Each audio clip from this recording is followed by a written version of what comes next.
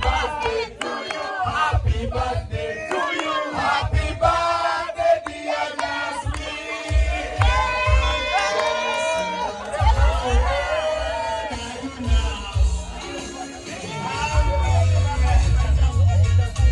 Birthday. She's a very good girl from day one. Iranga nsanyuka nnyo nze bensanga baganda bange mu music fraternity by the whole industry that we want to celebrating one of us. So Chakabinyo, thank you guys for the love, thank you for keeping us live, and thank you for our fans out there, and thank you for the media, thank you media people. Sometimes you defend, sometimes namutukula na ira. So thank you so much for loving us. Thank you. We love you, Josede.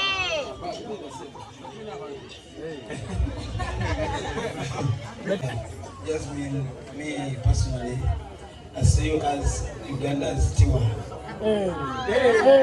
Thank you. Yeah. Okay, bitch. Yeah, kama tuina Eddie Kenzo Mwasajja, tuina Jasmine Mbachala, nga Uganda's best export, you know. Naye ngenda kyogera ku microphone maaso ga kamera, musse ku kamera mwe nankyogere kino kigenda okwogera. Kuba kiyinza okuba like by records. Yeah. Jasmine, personally, kulabanga omukyala Uganda gweyina of exporting internationally. Yeah. Naye ngenda kwogera nga njogera kuva ku ntobo ya mutima gwange. Yeah. You need a team, a management team, like a tough team, like a serious team. Sitting on the rock banty or so okwekwasaganyizza byokola naye ku market endowooza nti kyosobola okubeera weetaaga ttiimu esookutuusa ku ekyo. Mbadde nsaba okirowoozeeko mutima gwo olabe ng'endoogo nekikola. Kubanga tetwagala tusudya abantu tyosobola obikoze biki kyali kitono nnyo kukyasobola okubeera.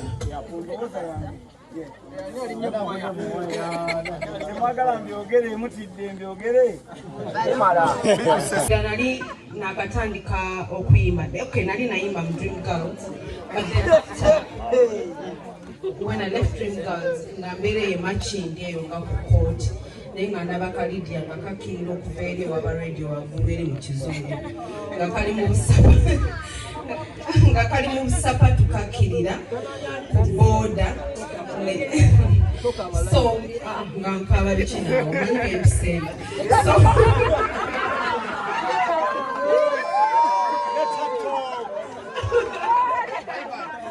So I didn't compose, or I didn't really. Mbadesi mayengenda kwogera. Naye ono mwana, she has fought for what she is getting and what she's supposed to get. True, she's a friend. Lydia yomuntu asobola okukubira n'agamba ndabye mama omulwadde taata wafudde mama wafudde naye guma sibaddeewo naye akasente kaakano ku ssimu. She's true and she's a friend that she will tell you oluno oluyimba lulungi lupushinge oba lutuuseemu oba olukole remix. So to me she's a sister now and I love her so much. So wembanga mmaliriza ensinze engeri gyenjirabyemu tulina okukola emikwano nga tugikola ng'ogoberera omukwano akubeereddewo okuva mu buto paka w'otuuse osobola okujjukira ekyo n'ogamba nti ono kyali wange ono boyi wange ono blood wange n'omubeererawo. Tolinda ng'atuuse eri waggulu n'ojja n'olippira. Let's be there for each other and love each other in all the times. Thank you so much. Happy birthday, my love. So well. She's amazing. She's the woman of my life. I tell her that. She's amazing. I love her. Are you straight? I'm straight. I don't fuck her. Hey!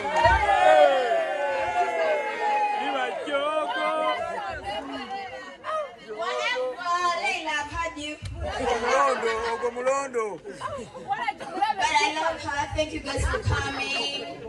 This is the woman woman of my life. I love her. She doesn't even try. She gives her best. I know, ma. Every single fucking time, you guys. I'm there backstage with her. I know what she thinks. Even if she's in pain, she will come out.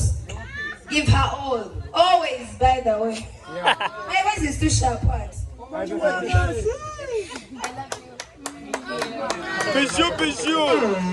Mpya buli omu n'atandika okudivertinga addako okwogera simanyi bwe yakikola naye I think obadde ne team yo from the time I knew you from the time nga tuyiiya scratch bwe mu ngali ku scratch Eddie Kenzo, ladies and gentlemen. Nga mukama ntuusiza olunaku luno nenda nembeerawo ku birthday ya Lydia ono mukwano gwange from one time. This so lucky and I brag about it until when she was just starting before even recording yenzo omuntu gwe yajja neebuuza nga tanaba na kurecording ate olimba olusooka n'agamba njagala kutandika kuyimba ng'amaze okusoma n'agamba njagala kutandika kurecording kati ne mugamba omanyi Lydia bintu bino si byangu naye bw'oba owulira ng'okiwulira ng'osobola okukikola please do it and give it your best. Naye mukama mulungi okubanga akutuusiza wano ya faced a lot of challenges naye nze ndi mugumu era ndi musanyufu nti overcome. Oli muntu ng'abantu abalala okola ensobi naye ate ng'obudde ku nsobi okoze ebirungi bingi ebisinga ensobi z'okoze, so you are great. Etegera, don't stop, don't listen to anyone, do what you feel, do what you want, enjoy yourself. Mukama yatuwa ensobi eno tunyumirwe each and every moment nga tukole ebyo bye tusinga okwagala ffe saabalala bye batulowooleza era baagala tukole, but you from deep down your heart. Amen. Amen, Musuza. Amen. Okay? So, Bichaliwo for not only today or tomorrow but forever. Part of the process. Okay.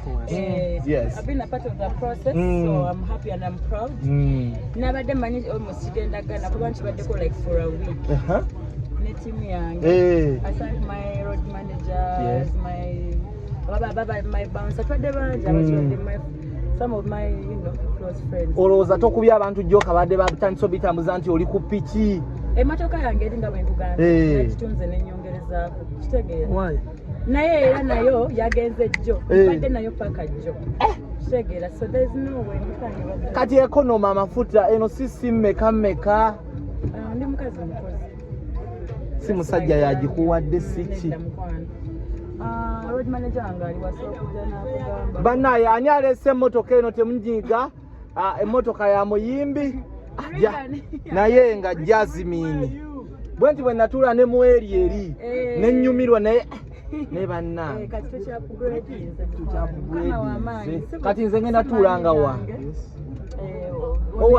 gwaleese emmotoka obadde batugamba nti mwami yaleeta emmotoka omanyi abantu basala ebigambo emotoka eno Lydia Jazmin yagyegulidde ku sente mmeka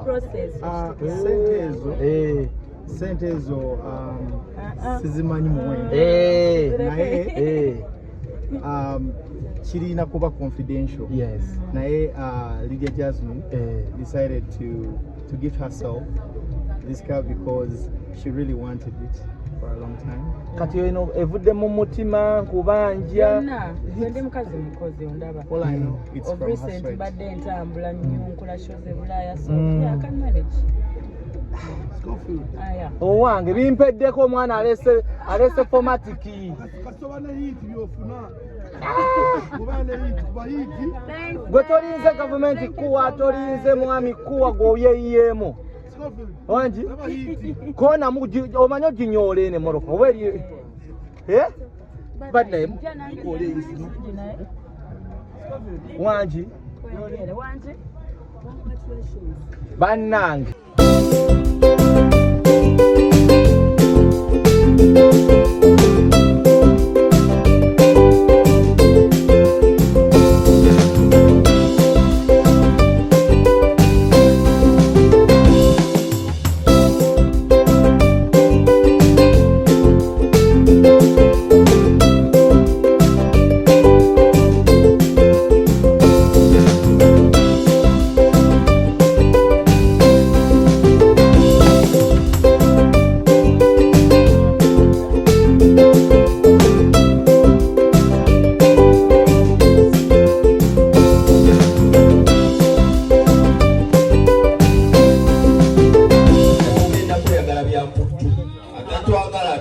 Jazmin. Let's celebrate Lydia Jazmin. And I can't mention Amelia, I can't mention all the names here, but you made me cancel my trip to come for your birthday. Yeah. So, you love me. At the count of 1 and 3, we don't sing anymore. We're just gonna count and you're singing. The artists always sing. 1, 2, 3. Happy birthday to you. Happy birthday to you. Love is the way to go right now. Atatuagala aturekere tugenda kwega tabya mputukati.